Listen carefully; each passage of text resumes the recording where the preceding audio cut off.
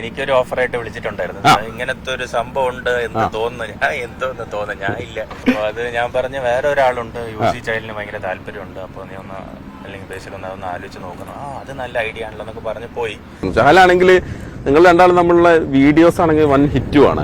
അതെ, ഒരു നല്ല ക്യാപ്റ്റൻ ആകുമ്പോൾ എല്ലാവരുമായിട്ട് നല്ല ഫ്രണ്ട്സ് ആയിരിക്കണമല്ലോ. അപ്പൊ ചഹലും അശ്വിൻ ഭായും ജോസ് ബട്ട്ലറും എല്ലാവരും ജൂനിയേഴ്സ് എല്ലാവരും നല്ല ഫ്രണ്ട്ഷിപ്പ് മെയിൻറ്റെയിൻ ചെയ്യാറുണ്ട്. ചഹലിന് സിനിമയിൽ അഭിനയിക്കാനുള്ള ഒരു താല്പര്യം കൂടെ ഉണ്ടെന്ന് സഞ്ജുവിന് അങ്ങനെ തോന്നുന്നുണ്ടോ?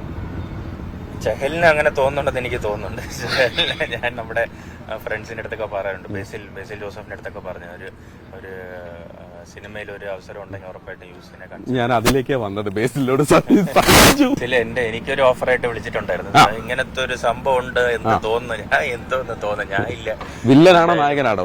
അല്ല, അത് പുറത്തു പറയാൻ പറ്റില്ല. അപ്പൊ അത് ഞാൻ പറഞ്ഞ വേറെ ഒരാളുണ്ട്, യൂസി ചൈൽഡിന് ഭയങ്കര താല്പര്യമുണ്ട്. അപ്പൊ നീ ഒന്ന് അല്ലെങ്കിൽ ബേസിലൊന്ന് അതൊന്ന് ആലോചിച്ച് നോക്കണം. അത് നല്ല ഐഡിയ ആണല്ലോ എന്നൊക്കെ പറഞ്ഞ് പോയി. പക്ഷെ നോക്കാം. ചഹൽ മലയാള സിനിമയിൽ